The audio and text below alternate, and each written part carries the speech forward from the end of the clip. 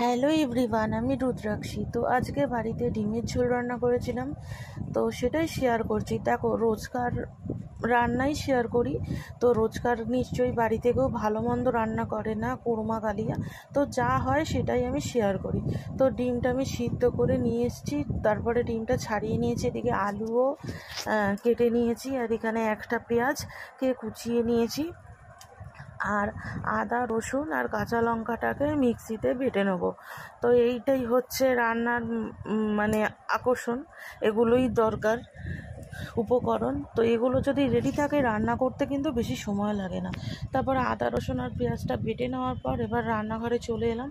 কড়াইতে তেল দিয়েছি। আজকে না তেলটা অনেক কম দিয়েছি কিন্তু অন্য দিনের তুলনায়। তো তেলটা দেওয়ার পর তেলের মধ্যে আমি ডিমটা দিয়ে দিয়েছি এবং ডিমটাকে একটু ভেজে নিচ্ছি।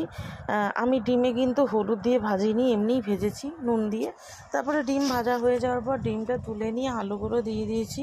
আলুর মধ্যে একটু নুন দিয়েছি, আলুতেও হলুদ দিইনি। তারপরে আলুগুলো একটু লাল লাল করে ভাজা যেই হয়ে গেছে, দেখো, দেখে বুঝতেই পারছো আলুগুলো কিন্তু খুব ভালো মতন করেই ভেজে নিয়েছি। তারপর আলুগুলো তুলে নিয়ে এখানে গোটা গরম মশলা আর একটা তেজপাতা ফোড়ন দিয়ে দিয়েছি। এবার এটা দেওয়ার পর একটু কড়াইতে একটু 10 থেকে 20 সেকেন্ডের মতন ভেজে নিয়ে তার মধ্যে আমি পেঁয়াজ কুচিগুলো দিয়ে দিয়েছি। এবার পেঁয়াজটাকে একটু ভালো মতন করে ভেজে নেব তেলে। তারপর আমি একটু এর মধ্যে নুন দিয়ে দিলাম, একেবারে পরিমাণ মতনই দিয়ে দিয়েছি যাতে আর পরে না লাগে। নুনটা দিলে দিলে কি হয়, পেঁয়াজটা একটু তাড়াতাড়ি ভাজা হয়ে যায়, তাড়াতাড়ি নরম হয়ে যায়। তো দেখো, পেঁয়াজটা কিন্তু একটু লালচে লালচে হয়ে গেছে, ভাজাও হয়ে গেছে। এবার পেঁয়াজের মধ্যে আমি আদা রসুন আর কাঁচা লঙ্কা বাটাটাও দিয়ে দিয়েছি। দিয়ে এবার আর একটু ভালো মতন করে নাড়াচাড়া করে নিচ্ছি যতক্ষণ না মশলাটা ভালো মতন করে কষানো হচ্ছে। তো তেল ছাড়ছে আর আদা রসুনের কাঁচা গন্ধটা চলে যাচ্ছে। তো নাড়াচাড়া করতে করতে মশলা থেকে তেল বেরিয়ে গেছে। এবার এটার মধ্যে গুঁড়ো মশলাগুলো দিয়ে দেবো এক এক করে। হলুদ গুঁড়ো, কাশ্মীরি লঙ্কার গুঁড়ো, জিরের গুঁড়ো আর ধনের গুঁড়ো। আমি এখানে শুকনো লঙ্কার গুঁড়ো দিইনি, যেহেতু কাঁচা লঙ্কা বাটা দিয়ে আমি রান্না করি সাধারণত, সেই জন্য আমি জিরের গুঁড়ো, ওই লঙ্কার গুঁড়োটা কম দিই না খুব একটা।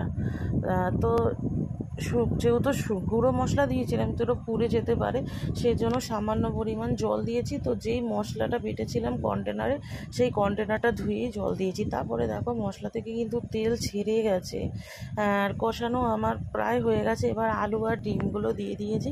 ডিম আর আলুটা দিয়ে একটু নাড়াচাড়া করে নেব, ভালো মতন করে কষিয়ে নেব, যাতে ডিমগুলোতে আমি চিড়ে চিড়ে দিই, ডিমের ভিতরে যাতে মশলাটা একটু ঢুকে যায়, তাহলে খেতে একটু ভালো লাগে।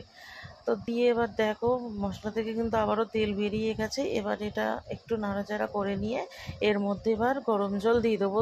তোমরা চাইলে ঠান্ডা জলও দিতে পারো, আমি গরম জল দিই যাতে রান্নার স্বাদটা ভালো হয়।